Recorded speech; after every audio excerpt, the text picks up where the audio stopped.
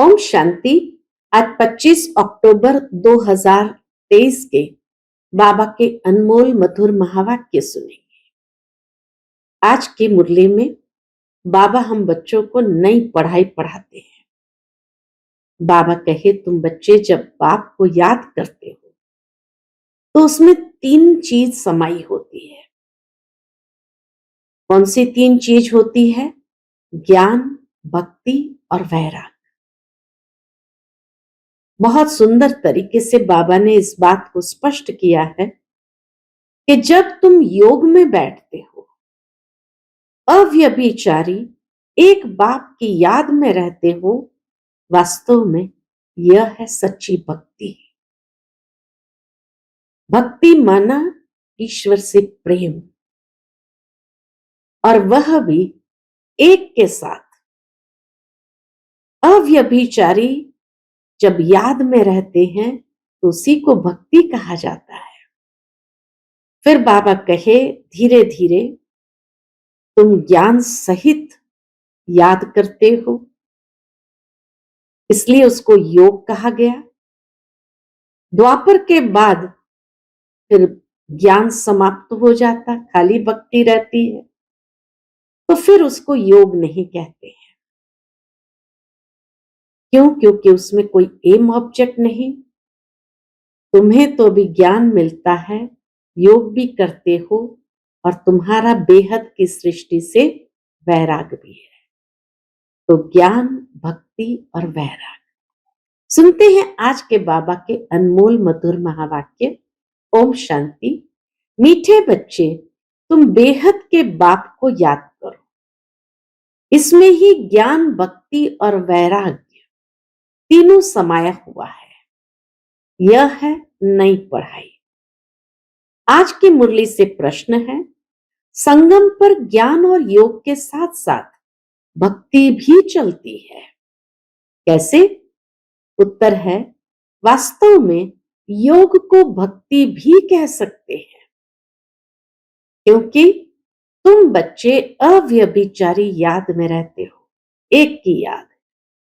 तुम्हारी याद ज्ञान सहित है, इसलिए इसे योग कहा गया है।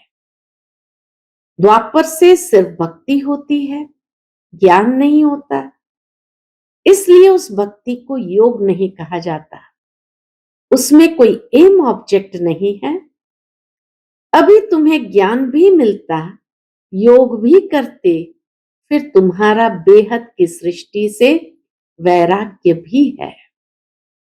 आज की मुरली से पहले गीत बजा है, किसी ने अपना बना के मुझको मुस्कुराना सिखा दिया।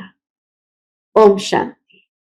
बेहद का बाप समझाते हैं, शास्त्रों की पढ़ाई वह कोई पढ़ाई नहीं है, क्योंकि शास्त्रों की पढ़ाई में कोई एम ऑब्जेक्ट नहीं है, कोई लक्ष्य नहीं है। शास्त्रों से कोई दुनिया का पता नहीं पड़ता है। अमेरिका कहाँ है, किसने ढूंढी, ये बातें शास्त्रों में नहीं है।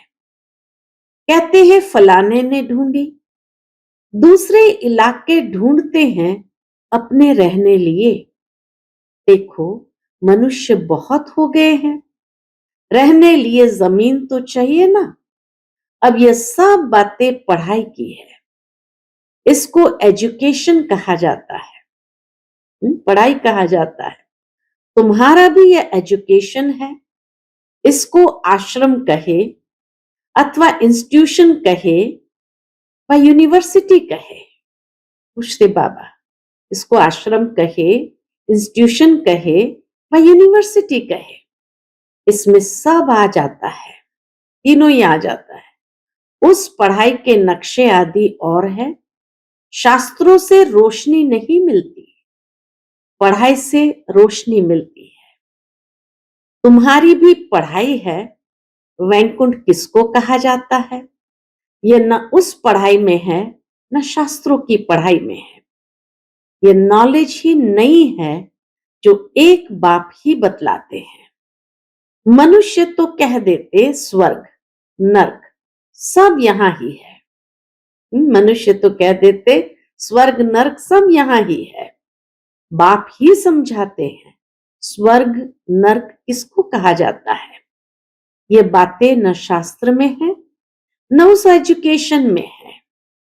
तो नई बातें होने कारण मनुष्य मूंझते हैं, कहते हैं ऐसा ज्ञान तो कभी सुना नहीं, यह तो नई वंडरफुल बातें हैं जो कभी कोई ने नहीं सुनाई है भी बरोबर। बाबा भी क्या है भी बरोबर, नई बातें हैं, किसी ने पहले सुनाई नहीं। न उस एजुकेशन वाले सुना सकते, न सन्यासी आदि सुना सकते। इसलिए परम पिता परमात्मा को ही ज्ञान का सागर कहा जाता है। यथार्थ बातें समझाते हैं, ज्ञान सुनाते हैं, लेकिन नया ज्ञान। इसीलिए बाबा को कहा जाता ज्ञान का सागर, क्योंकि यथार्थ बातें जो हमारी लॉजिक उसको स्वीकार करती है, विवेक स्वीकार करता है। बेहद की हिस्ट्री ज्योग्राफी भी समझाते हैं, ज्ञान से स्वर्ग और नर्क का विस्तार भी सुनाते हैं। ये नई बातें हैं ना। इस पढ़ाई में सब कुछ है, ज्ञान भी है, योग भी है, पढ़ाई भी है, भक्ति भी है। योग को भक्ति भी कह सकते हैं, क्योंकि एक के साथ योग लगाना उसको याद करना होता है। वह भक्त लोग भी याद करते हैं, पूजा करते हैं, गाते हैं। वह भक्ति करना कोई योग नहीं कहेंगे। समझो जैसे मीरा थी, श्री कृष्ण के साथ योग लगाती थी, उनको याद करती थी, परंतु उसको भक्ति कहा जाता। उनकी बुद्धि में कोई एम ऑब्जेक्ट नहीं है। इसको ज्ञान भी कहते, भक्ति भी कहते। योग लगाते हैं, एक को याद करते हैं। सतयुग में न भक्ति होती न ज्ञान, संगम पर ज्ञान और भक्ति दोनों ही है, और द्वापर से लेकर सिर्फ भक्ति चलती आई है। किसको याद करना उसको भक्ति कहते हैं। बाबा कहे किसको याद करना उसको भक्ति कहते हैं। यहां यह ज्ञान भी है, योग भी है, भक्ति भी है। एक को याद करते हैं, वो भी यथार्थ समझ के साथ और प्रेम से, तो इसीलिए इसको भक्ति भी कहते हैं। समझ सकते हैं वह सिर्फ भक्त है, तत्व से योग लगाते हैं, परंतु उनका है अनेकों से योग, इसलिए उनको भक्त कहते। तुम्हारा यह है अव्यभिचारी योग। ये ज्ञान सागर खुद बैठ पढ़ाते हैं, उनसे योग लगाना होता है। वह तो आत्मा को ही नहीं जानते, हम तो जानते हैं। परम पिता परमात्मा बाप के साथ बुद्धि योग लगाने से हम बाप के पास चले जाएंगे। वह हनुमान को याद करते हैं तो उनका साक्षात्कार हो जाता, उनको व्यभिचारी कहा जाता। यह है अव्यभिचारी योग। सिर्फ एक बाप को याद करना है, तो इसमें ज्ञान भक्ति वैराग्य सब इकट्ठे हैं, और वह उन्हों का सब अलग अलग है। भक्ति अलग, ज्ञान भी सिर्फ शास्त्रों का है, वैराग भी हद का है। यहां बेहद की बात है। हम बेहद के बाप को जानते हैं, इसलिए उनको याद करते हैं। वह भल शिव को याद करते, परंतु विकर्म विनाश नहीं होंगे, क्योंकि वह ऑक्यूपेशन को ही नहीं जानते। विकर्म विनाश होने का ज्ञान ही नहीं है। यहां तो बाप की याद से विकर्म विनाश होते हैं। वहां काशी कलवट खाते हैं तो उनके विकर्म विनाश होते हैं, उस जन्म के विकर्म विनाश हो जाते हैं। भोगना भोगनी पड़ती है। काशी कलवट खाते समय भी भोगना भोगते हैं, तो इसीलिए विकर्म विनाश होते हैं। परंतु ऐसे नहीं कि तुम्हारे मुआफिक आहिस्ते आहिस्ते कर्मातीत बनते हैं, नहीं। उनके विकर्म सजाएं खाते खाते खत्म होते हैं, माफ नहीं हो जाते हैं। तो यह पढ़ाई भी है, ज्ञान भी है, योग भी है, इसमें सब है। सिखलाने वाला एक ही बाप है। इनको आश्रम अथवा इंस्टीट्यूशन कहा जाता है। लिखा हुआ बड़ा अच्छा है। आगे ओम मंडली नाम रॉन्ग था, अभी समझ आई है। यह नाम बिल्कुल अच्छा है। ओम मंडली अक्षर ही रॉन्ग है। बाबा ने कहा ये ओम मंडली नाम पहले बाहर वालों ने रखा था, क्योंकि ओम की ध्वनि करते थे।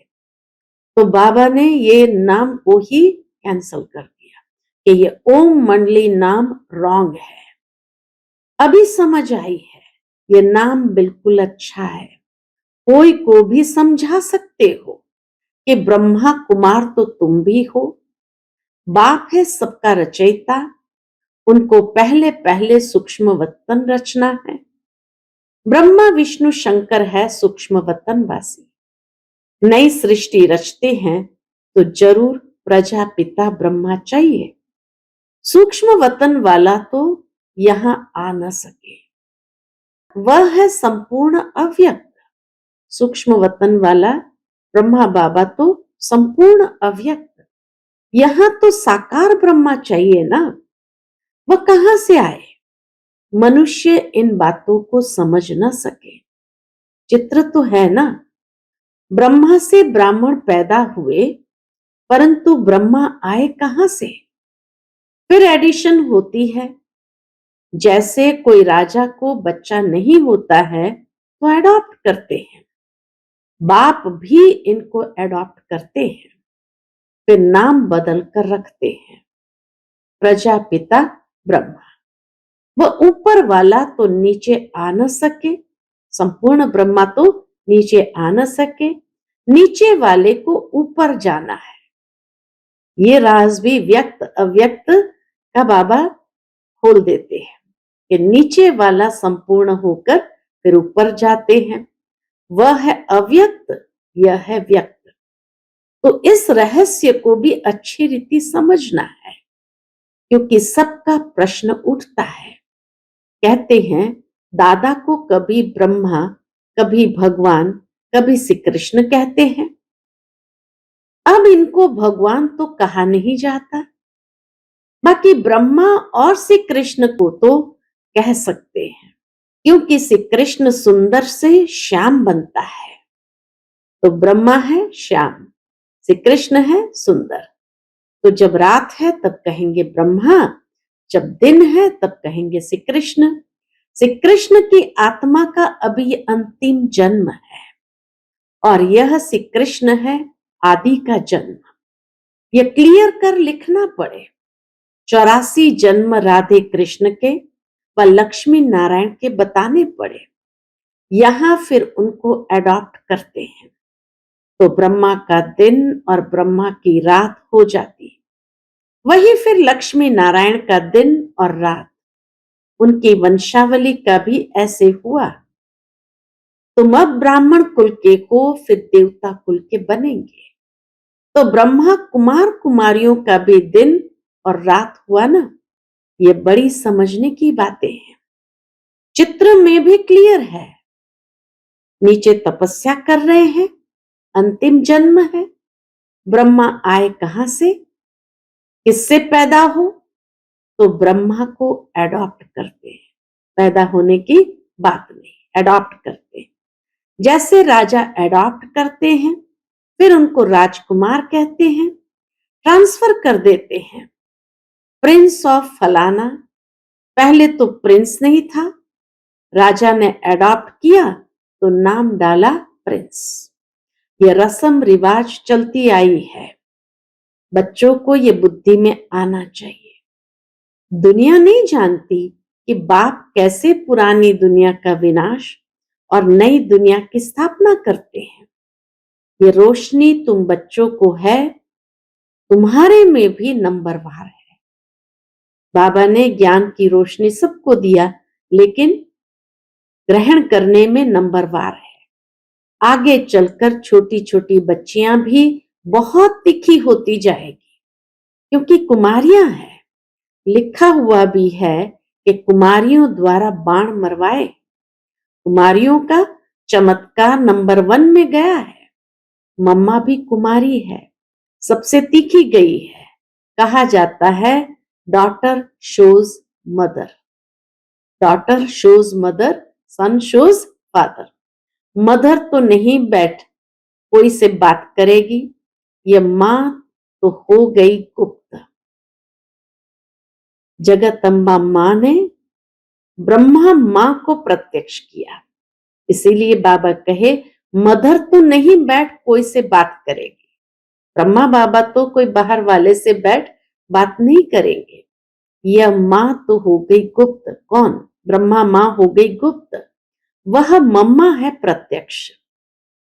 तो तुम शक्तियों अथवा बच्चों का काम है मां का शो करना। बहुत अच्छी अच्छी बच्चियां भी है जिनका पुरुषार्थ अच्छा चलता है। कौरव संप्रदाय में भी किन्हों के मुख्य नाम है ना, जो महारथी है। यहां भी महारथियों के नाम है। सबसे बड़ा है शिव बाबा, ऊंचते ऊंच भगवान। उनका ऊंचा ठाव है। वास्तव में ठाव यानी रहने का स्थान तो हम आत्माओं का भी ऊंच है। मनुष्य तो सिर्फ महिमा करते रहते हैं, जानते कुछ भी नहीं। हम आत्माएं भी वहां की रहने वाली है, परंतु हमको जन्म मरण में आकर पाठ बजाना है। हम भी परम धाम के रहने वाले, लेकिन जन्म मरण में आकर पाठ बजाना है। वह जन्म मरण में नहीं आते। पाठ उनका भी है, परंतु कैसे हैं यह भी तुम जानते हो। अभी तुम बच्चे समझते हो। क्या समझते? ये शिव बाबा का रथ है। अश्व अथवा घोड़ा भी है, बाकी वह घोड़ा गाड़ी नहीं है। यह भी जो भूले हुए हैं, ये ड्रामा में नूंद है। आधा कल्प हम भी भूल में भटकते भटकते एकदम भटक जाते हैं। अभी रोशनी मिली है तो बहुत खबरदार हो पड़े हैं। जानते हैं ये पुरानी दुनिया खत्म होनी है। हमको नष्टो मोहा बनना है।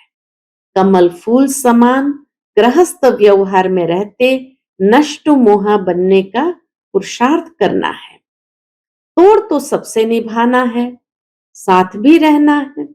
ये भट्ठी भी बननी थी, जैसे कल्प पहले बनी थी। अभी तो कहते हैं गृहस्थ व्यवहार में रह मेहनत करनी है। यहाँ घर बार छोड़ने की बात ही नहीं है। हम तो घर में बैठे हैं ना, कितने बच्चे हैं। लौकिक भी थे ना, उस समय बाबा के लौकिक बच्चे भी थे ना, छोड़ा कुछ भी नहीं है। सन्यासी तो जंगल में चले जाते हैं, हम तो शहर में बैठे हैं, तो उनसे तोड़ निभाना है। बाप की रचना है। बाप कमाकर बच्चे को वर्षा देते हैं। पहले तो वर्षा देते हैं कौन सा?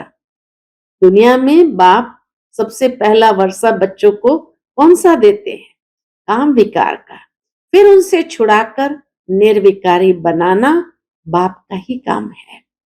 ऐसे भी होते हैं, कहाँ बच्चे माँ बाप को ज्ञान देते हैं, कहाँ बाप बच्चों को ज्ञान देते हैं।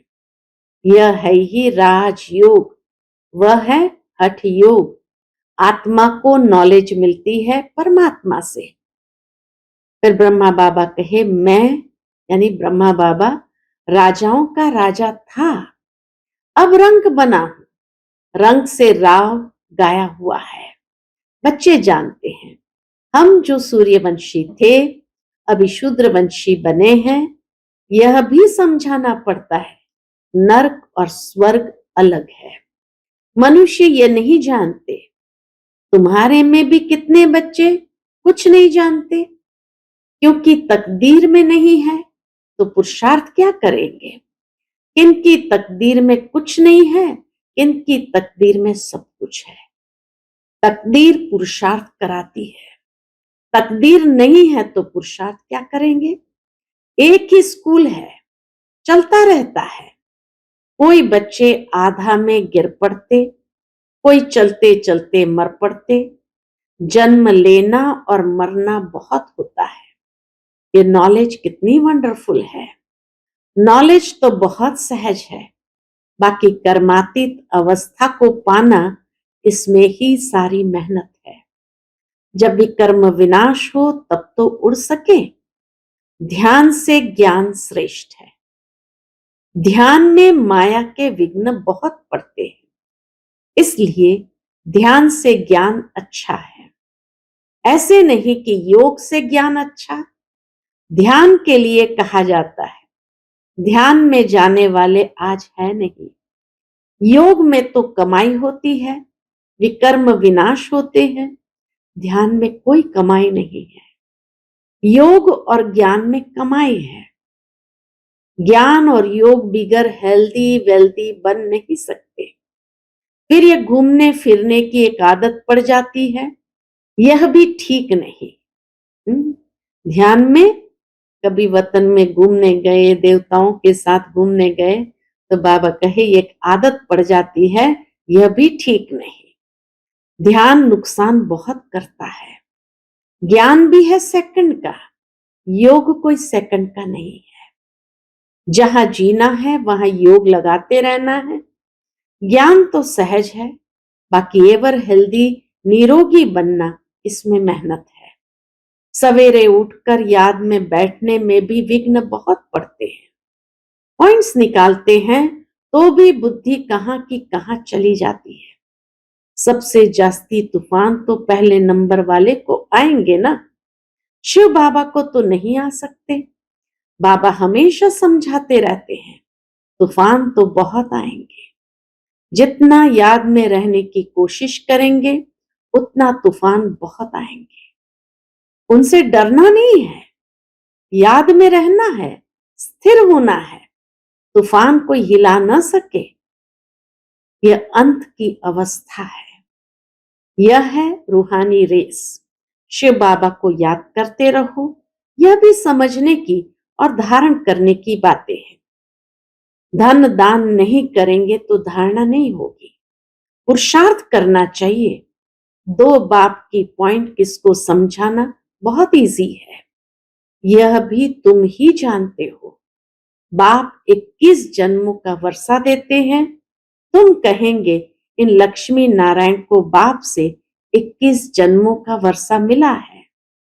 बाप ने उनको राजयोग सिखलाया और कोई मुख से कह न सके कि उन्हें भगवान ने यह वर्षा दिया है। दुनिया में कोई किस बात में खुश रहते। तुम जिस बात में खुश हो उसको कोई नहीं जानते। मनुष्य तो अल्पकाल क्षण भंगुर के लिए खुशी मनाते हैं। मनुष्य तो अल्पकाल क्षण भंगुर के लिए खुशी मनाते हैं। तुम हो सच्चे ब्राह्मण कुलभूषण, जो योगी और ज्ञानी हो। तुम्हारे इस अतीन्द्रिय सुख की खुशी को और कोई जान नहीं सकते। वह तो क्या क्या माथा मारते रहते हैं, मून पर जाने का पुरुषार्थ करते, बहुत डिफिकल्ट मेहनत करते हैं। उन सब की मेहनत बर्बाद हो जानी है। तुम बिना कोई तकलीफ के ऐसी जगह जाने का पुरुषार्थ करते हो जहां और कोई जा न सके। एकदम ऊंचते ऊंच परम धाम में जाते हो। अच्छा, मीठे मीठे सिकिलते बच्चों प्रति माता पिता बाप दादा का याद प्यार और गुड मॉर्निंग। रूहानी बाप की रूहानी बच्चों को नमस्ते। हम सभी रूहानी बच्चों की रूहानी माता पिता बाप दादा को याद प्यार, गुड मॉर्निंग और नमस्ते। नमस्ते, शुक्रिया बाबा, शुक्रिया। आज की मुरली से धारणा के लिए मुख्य सार है। पहली पॉइंट, गृहस्थ व्यवहार में रहते नष्ट मोहा भी बनना है, साथ साथ सबसे तोड़ निभाते कमल फूल समान रहना है। दूसरी पॉइंट, धारणा करने के लिए ज्ञान धन का दान जरूर करना है। ज्ञान और योग से अपनी कमाई जमा करनी है, ताकि ध्यान दीदार की आश नहीं रखनी है। आज का बाप दादा का मधुर वरदान हम बच्चों के प्रति है, संतुष्टता के सर्टिफिकेट द्वारा भविष्य राज्य भाग्य का तख्त प्राप्त करने वाले संतुष्ट मूर्ति भव। संतुष्टता के सर्टिफिकेट द्वारा भविष्य राज्य भाग्य का तख्त प्राप्त करने वाले संतुष्ट मूर्ति भव। संतुष्ट रहना है और सर्व को संतुष्ट करना है। यह स्लोगन सदा आपके मस्तक रूपी बोर्ड पर लिखा हुआ हो, क्योंकि इस सर्टिफिकेट वाले भविष्य में राज्य भाग्य का सर्टिफिकेट लेंगे तो रोज अमृत वेले इस स्लोगन को स्मृति में लाओ। कौन सा स्लोगन स्मृति में लाओ? संतुष्ट रहना है और सर्व को संतुष्ट करना है। जैसे बोर्ड पर स्लोगन लिखते हो, ऐसे सदा अपने मस्तक के बोर्ड पर ये स्लोगन दौड़ाओ तो सभी संतुष्ट मूर्तियां हो जाएंगी। जो संतुष्ट है वह सदा प्रसन्न है। स्लोगन: आपस में स्नेह और संतुष्टता संपन्न व्यवहार करने वाले ही सफलता मूर्त बनते हैं। आपस में स्नेह और संतुष्टता संपन्न व्यवहार करने वाले ही सफलता मूर्त बनते हैं। अच्छा, ओम